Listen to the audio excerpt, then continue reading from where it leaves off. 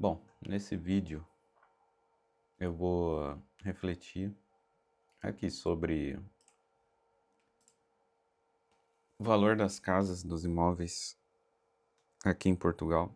Eu pego vídeos aí que eu tenho visto no canal sobre o mundo, né? Sobre o restante do mundo e vou tentar pegar a ideia e fazer um link sobre o que está acontecendo aqui em Portugal com relação ao preço das casas que estão muito elevados, né? Daí eu vou abordar as ideias que eu peguei e tentar fazer um link aí, refletir sobre isso junto com vocês aqui. Primeiro, eu pensei no seguinte: o que faz as casas se valorizarem, né? Isso no caso, as casas por si próprias, né? Por fatores externos, que qualquer coisa que você faça, reforma, alguma coisa assim, pode valorizar seu imóvel, mas eu quero pegar aqui coisas externas, né?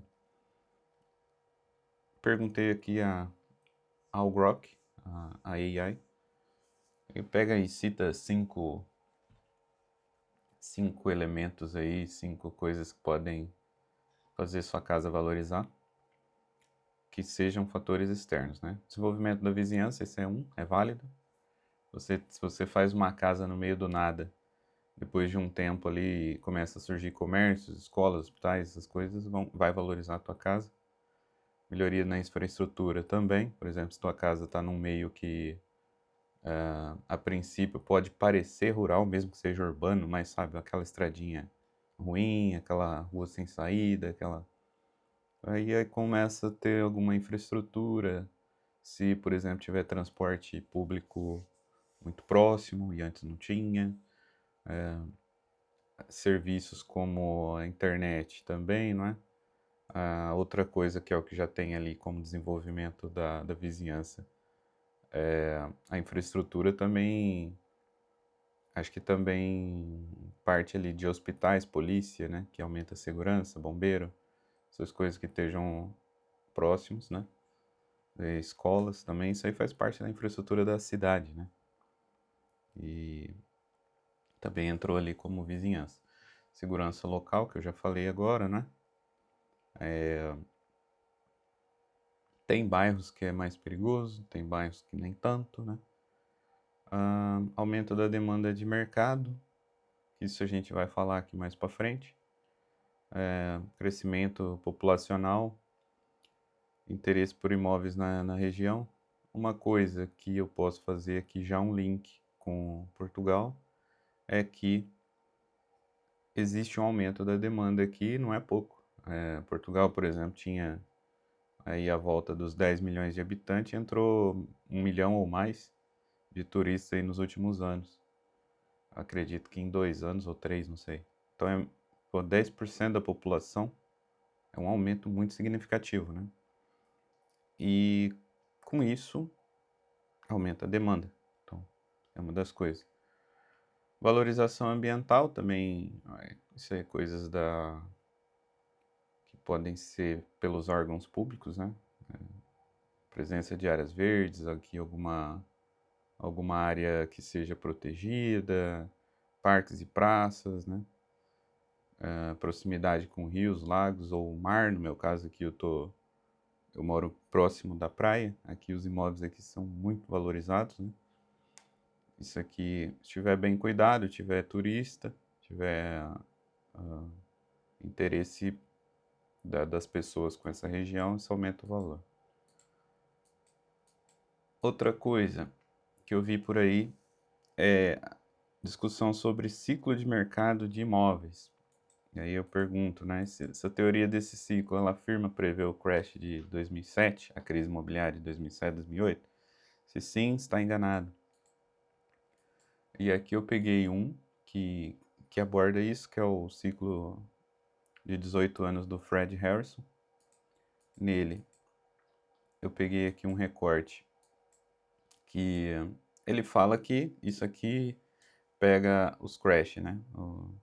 Por exemplo, aqui tem o crash aqui de 2008, 2007, 2008, onde aqui pode-se ver aqui uma queda nos preços dos imóveis e depois ele volta a subir conforme o normal.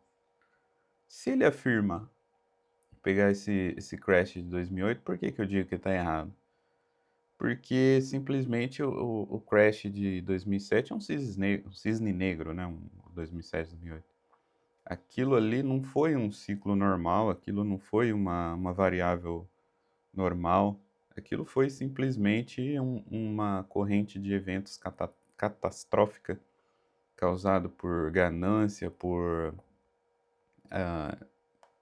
má fé também, né, de muitas organizações ali, como por exemplo os próprios bancos que davam lá o financiamento para as pessoas, empacotavam todos os financiamentos de pessoas que provavelmente não teriam condições de pagar, vendiam esse pacote para outros bancos, como se fosse promessa de pagamento, títulos de pagamentos, e eles, por sua vez, embrulhavam mais pacote de títulos de dívida de pessoas que provavelmente não iam pagar, daquelas hipotecas, né? O pessoal comprava uma casa financiada, fazia uma hipoteca daquilo, comprava mais outra, fazia outra hipoteca, a casa se valorizava, ele fazia mais outra.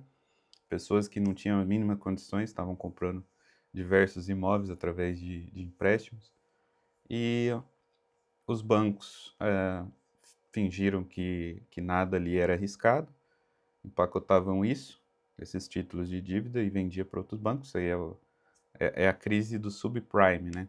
Algumas pessoas vão dizer, em vez de falar que é a crise do mercado imobiliário, porque isso não foi uma crise normal, isso aí foi praticamente um esquema, né? Um esquema como se fosse semelhante a um esquema de pirâmide, né? Em que eles vendiam esses títulos de dívida, que é a promessa do pagamento, para o próximo. Esses títulos aqui eles se valorizavam e eles vendiam para o próximo, vendiam para o próximo. E eram títulos muito ruins que estavam sendo vendidos como se fossem muito bons. Muito ruins no sentido de que pessoas que não tinham condições de pagar ou tinham condições, mas o risco era muito elevado de não pagar. E eles colocavam isso como se fosse AAA, como se fosse títulos de dívida muito bom. E aquilo foi crescendo como uma bola de neve.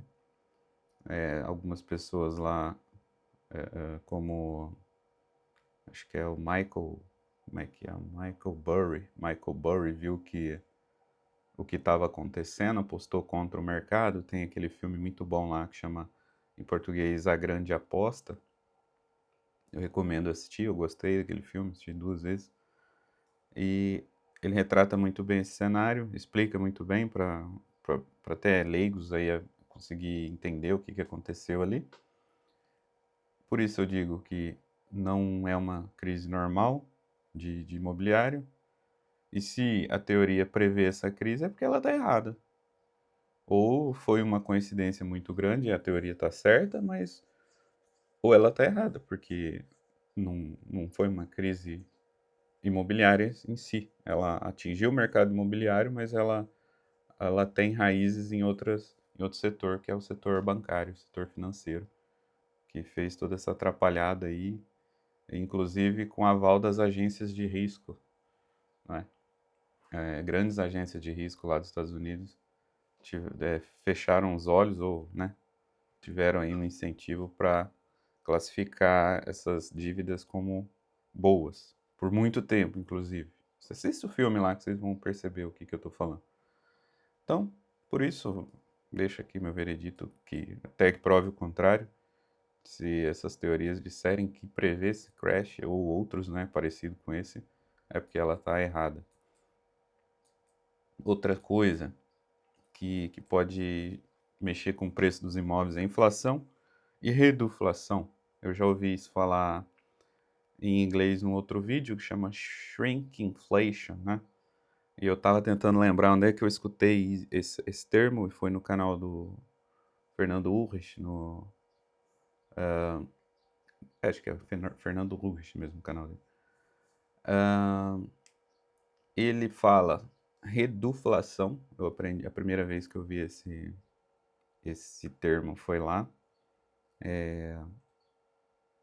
E o que ele quer dizer? Inflação, basicamente, a gente pode reduzir a inflação como aumento da base monetária. Isso é causado principalmente por gastos exagerados do governo, né? Impressão desenfreada de dinheiro. A impressão, ela vem... Isso aqui é um ciclo. Isso aqui é um ciclo que acontece. O governo gasta demais, aí tem que pagar essa dívida, pagar juros, e acontece mais impressão de dinheiro, aumento do crédito, aumento da base monetária para os bancos. Isso aí depois acaba refletindo na população e assim vai. Isso gera inflação. A reduflação, ela eu poderia dizer que ela é um sintoma do problema da inflação.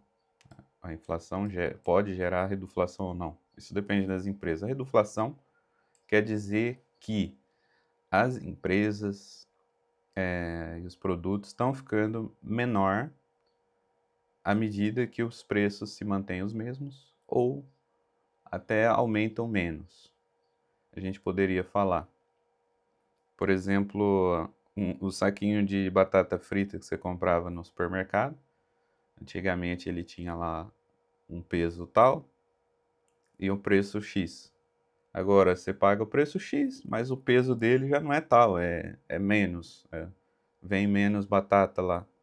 É uma coisa parecida com isso. As casas ali de 70, 80, 90, elas estavam sempre aumentando de tamanho, os preços aumentavam. Depois, as construtoras, os investidores viram que precisa ser feito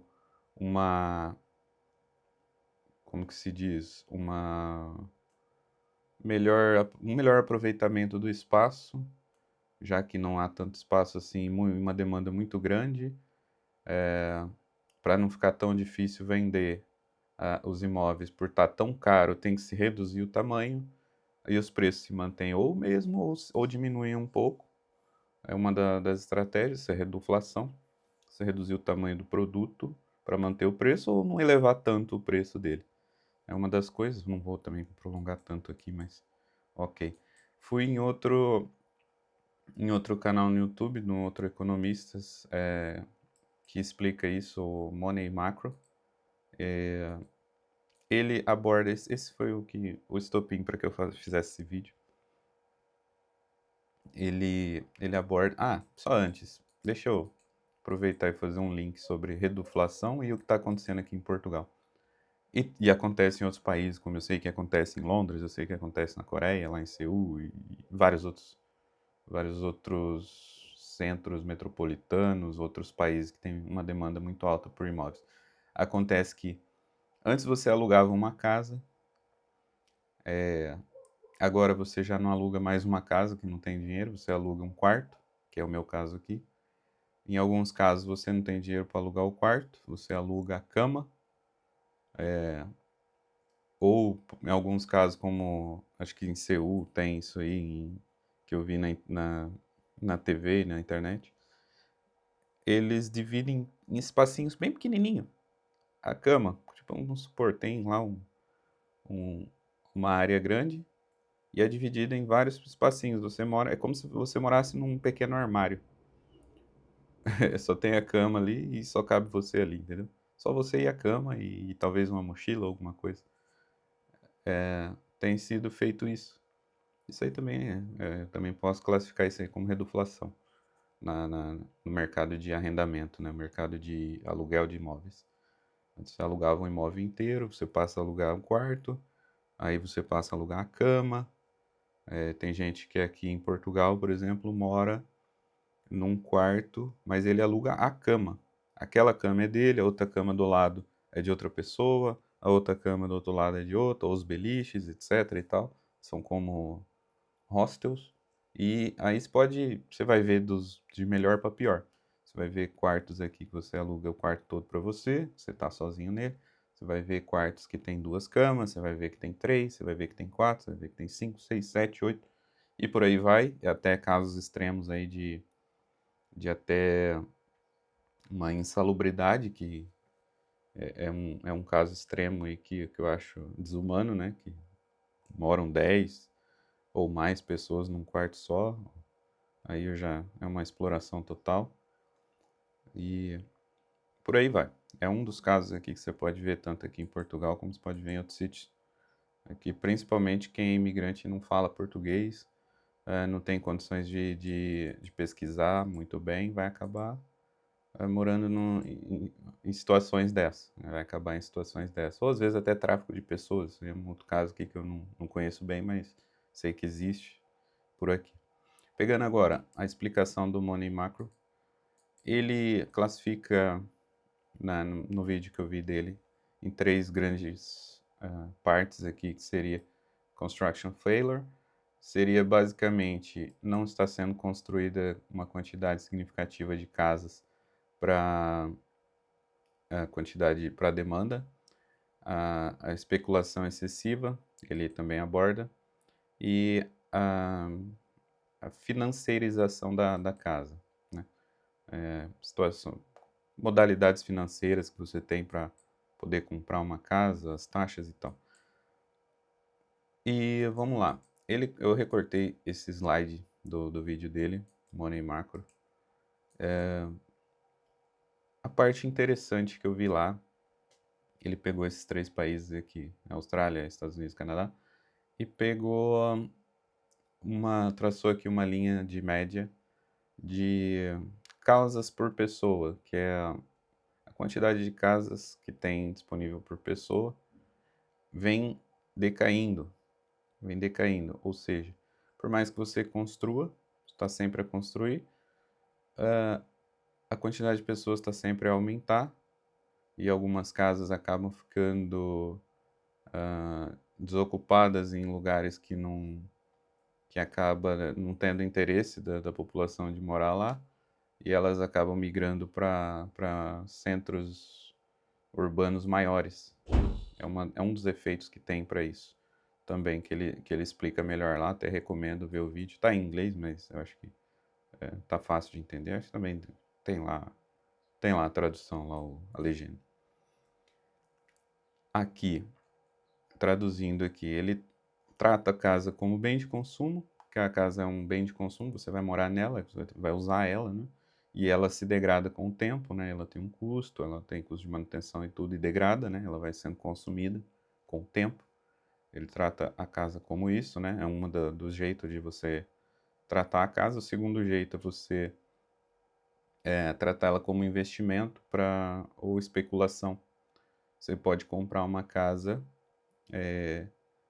em vez de comprar ela para morar, você compra ela para fazer dinheiro. Fazer dinheiro. Ele vai concluir depois aqui que não, né? E a terceira, ele fala sobre a financiarização da casa, taxas mais baixas de financiamento. Seria, por exemplo, ele compara lá com taxas acho que é da década de 70, ou sei lá quando, que haviam taxas de 19%, hoje tem 7%. Ele fala que as taxas de financiamento da casa são mais baixas hoje. Então, teoricamente, seria mais fácil você bancar essa casa, né? Teoricamente, por quê? Porque ele também explica que não vão ser todas as pessoas que vão conseguir, porque os preços das casas estão sempre aumentando. Por mais que você consiga taxas mais baixas e prazos mais longos, o preço da casa vai sempre aumentando e isso aí é relevante na hora do banco aceitar ou não o mortgage, o financiamento da casa para você comprar ela. Então, muita gente hoje não tem acesso, não tem esse acesso. Tem que ter lá uma renda, tem que ter uma regularidade de renda ideal para que o banco aprove seu cadastro. Isso é no Brasil, isso é aqui em Portugal, qualquer lugar do mundo. Aqui em Portugal é muito difícil até para os próprios portugueses jovens para comprar uma casa. Tem até incentivo do governo aqui, até 35 anos tem algumas isenções de impostos aqui para a compra de uma casa, mas não são todos que conseguem. Por exemplo, no meu trabalho tem lá um jovem que tem lá seus 25 anos, ele com a namorada querem comprar uma casa, não conseguem crédito, o banco não dá crédito para ele. Ele simplesmente ele tem tá a procurar casas aí, as casas aí variam dos 180, 200 e assim vai, 1.000 euros, e simplesmente o banco não dá crédito para ele. Então, é uma das coisas aqui, mas também pode não ser o, o caso de aumentar, porque os preços da casa poderiam aumentar por conta de taxas mais baixas de financiamento. Poderia aumentar se todos tivessem acesso, mas não são todos, então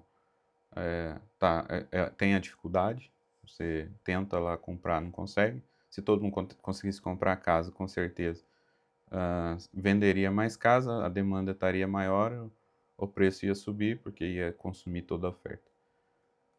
Por investimento e especulação, ele explica lá no vídeo que também acha que não é isso que aumenta, que a causa esse boom aqui dos preços nos imóveis, porque simplesmente ele gera um pequeno ciclo de reinvestimento e tudo. Ele, um investidor ele tem que vender essa casa, então isso dificulta um pouco, porque diferente de um título, de alguma coisa, um título de dívida, do governo, um outro investimento, uma ação, alguma coisa assim, uma casa não é tão fácil de estar vendendo. Ela não é tão fácil. Ela gera bastante trabalho, ela demanda tempo, e não conta, isso é um ônus, né? Isso não conta como ponto positivo para investidores. Apesar de que ele tem que ver o risco, o retorno e o tempo que é gasto, o trabalho que vai ter, a depender do país, mas isso no geral acaba que não surtindo o efeito de aumento exagerado e consistente dos preços, né? Então, aqui o Money Macro conclui que a solução para resolver isso aí é construir mais casas. Ele cita problemas com leis e tudo isso para poder construir. Pessoas que, por exemplo, moram em áreas seria flatting, seria áreas de construções baixas, por exemplo. Eu já vi isso aí como um caso em Campinas, lá no Brasil, que tinha lá um bairro que simplesmente as pessoas protestavam para que não fosse construído prédios lá. Ele até fala, é a sigla NIMBY, Not in My Backyard. NIMBY, N-I, Not in M-B-Y, NIMBY.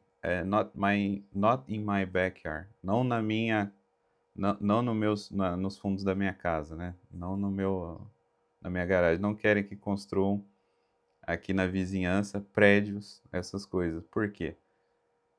O primeiro problema da construção de um prédio, ele pode desvalorizar a tua casa se for próximo, fizer sombra, tiver janelas todas viradas para tua casa, ela vai desvalorizar a tua casa.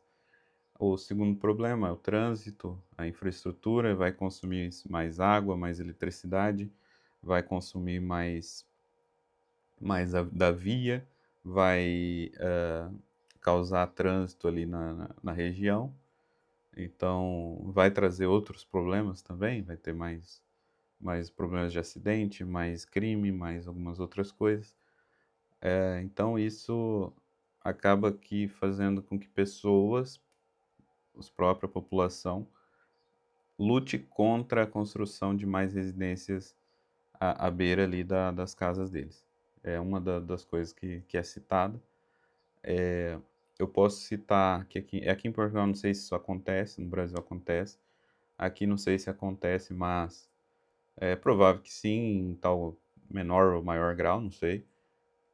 Uma coisa que eu sei que aqui acontece muito é uma demora da burocracia, uma demora na parte legislativa para a construção, apesar de que aqui tem um boom imobiliário enorme, aqui tem muita demanda, tem muita demanda.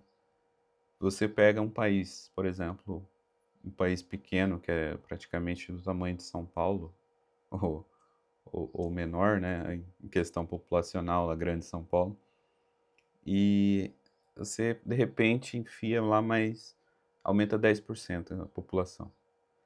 Você gera uma crise habitacional, você gera várias crises, né? Várias crises. Você aumenta a demanda de tudo, você vai aumentar a demanda do serviço de saúde, da polícia, casas, supermercados, etc. Num outro, numa outra forma de ver, você vai causar um aumento econômico, né? Uma melhoria econômica muito grande também, ao mesmo tempo que você aumenta toda essa demanda por essas coisas. Só que aí os preços também sobem, né? Com o aumento da demanda, aumenta e a oferta se mantendo a mesma. Até a oferta agora se equilibrar com a demanda, isso leva tempo, ela engatinha, então os preços sobem até que vá se estabilizar e encontrar um patamar. Mas, no geral, o preço das casas sempre sobe porque a base monetária sempre sobe. Pode ver que se você cotar uma casa em ouro ou em Bitcoin hoje, né, ou daqui a uns anos, ou em qualquer outro material aí que seja mais estável, que não tem inflação, você vai ver que não aumenta tanto, ou talvez não aumente, né? Mas em relação a dólar, real, euro, os preços das casas vão estar sempre aumentando. Isso é um fato inegável. Enquanto um governo quiser gastar o dinheiro que ele não tem, tudo vai subir de preço. O salário não acompanha tem um site legal aí para vocês, ó. Procura aí ó, o que aconteceu em 1971. Desde 71 que o Richard Nixon publicou, né, veio a público a dizer que o dólar não tinha mais paridade com o ouro. Ele simplesmente foi o puxão de tapete, o maior puxão de tapete da história do mundo. Ele falava que tinha paridade, chegou um dia, mas não tinha, porque ele imprimia mais dólar do que havia de ouro. Depois, quando o pessoal suspeitou que os Estados Unidos não tinha tanto dólar, tanto ouro para trocar por aqueles dólares, toda a gente falou, opa, ó, quero o meu ouro de volta, toma aqui seus dólares. Daí os Estados Unidos falou, opa, não tem, estou pressionado, vou ter que fazer isso. Então ele veio a público e disse que não, acabou a paridade do, do dólar com o ouro e simplesmente foi o maior puxão de tapete de todos desde então. O trabalhador que vinha ali acompanhando o poder aquisitivo do trabalhador, ele acompanhava o, o, o gráfico dos preços das coisas, por exemplo, o preço de uma casa era acompanhado. De repente, em 1971, o poder aquisitivo do trabalhador cai e os preços continuam a subir como nunca. Então, houve essa descolagem da inflação com o poder aquisitivo. Um foi para um lado, outro foi para o outro. Poder aquisitivo, que é o poder de compra, simplesmente está se afastando da inflação cada vez mais. Isso significa que as pessoas estão ficando mais pobres, bem dizer. Não é que é mais pobres, né? Porque acho que nunca se teve tanto, tantos bens assim, né? Tanto acesso aos bens, né? Como o capitalismo pôde trazer. Mas esse fato de que os governos querem gastar o que não tem acaba fazendo com que o poder de compra das pessoas, isso é uma coisa que você tem que pôr na sua mente. Eu só fui aprender isso há poucos anos, quando eu comecei a estudar o Bitcoin, e aí sim eu aprendi o que era o dinheiro, que eu achava que eu sabia, mas eu sabia nada. Eu sabia como funcionava o dinheiro, mas não sabia o que era mesmo em raiz. E então, esse poder aquisitivo vai se afastando. As coisas vão ficando mais caras e bens assim que são muito caros, como uma casa, vai ficando cada vez mais distante da população, principalmente jovens que ainda não teve essa oportunidade de comprar o seu bem. Então, todos os jovens vão ter essa sensação de que, nossa, chegou na minha vez de ser adulto, tá muito difícil comprar casa, a casa tá tão cara. Então, é uma das coisas aqui que você tem que pôr em mente que é o que está acontecendo. Mas tem muita discussão ainda para vir, isso aí fica em aberto. Tem muita coisa, muito detalhe, muitas nuances, né? Aqui eu só resolvi fazer aqui uma pequena reflexão sobre isso, pegando aqui algumas ideias que eu vi aqui. E de vez em quando eu pego alguma outra aqui, vou tentar fazer esse link. O que que eu diria de Portugal aqui para concluir? Que isso aqui tá um país muito bom para quem quer investir na parte imobiliária. Aqui tem um boom enorme. Eu trabalho no setor de construção. Eu sou centraleiro aqui numa central de betão. Betão é concreto em português, então sempre trabalhei com construções, com fornecimento de material para construções, que é o concreto, que é um dos principais e acho que é o segundo maior produto consumido no mundo. O primeiro é a água e o segundo é o concreto. Então, pra você ter uma ideia, há muito consumo de concreto no mundo. Eu trabalho nessa área, então toda vez que tem uma construção nova, é um possível cliente novo, ou para nós, ou para o concorrente, sempre tem essa conexão aí. É uma coisa que eu vi tanto no Brasil como vejo aqui. No Brasil tem algumas construtoras de construções muito rápidas, aqui nem tão rápidas, mas construções muito grandes também, né, de largura. Aqui não se aproveita muito a altura, mas se aproveita bem a largura. São moradias, aí, apartamentos bem largos, né, de dimensões grandes. No Brasil se faz muito alto, né? Tem arranha-céus lá muito alto, né? E aqui nem tão alto, não sei se é por conta de alguma legislação, não estudei isso, mas talvez seja, porque aqui tem terremotos, né? Então, mas eu sei dizer que tá muito aquecido esse mercado aqui, né? É uma coisa que eu sei que é. Tem alternativas já, né? Como as tiny houses, as casa contentor, né? Casa container. Tem casas móveis que são às vezes de madeira, às vezes de sei lá o quê, de algum produto que seja fácil de construir, que não seja pesado. E casas que são transportadas por caminhões e são colocadas lá no sítio do, da construção, já seja preparada, né? Que seja preparada para receber essa casa. Não são exímios de regularização, porque precisa ter regularização, se uma casa fica fixa ali.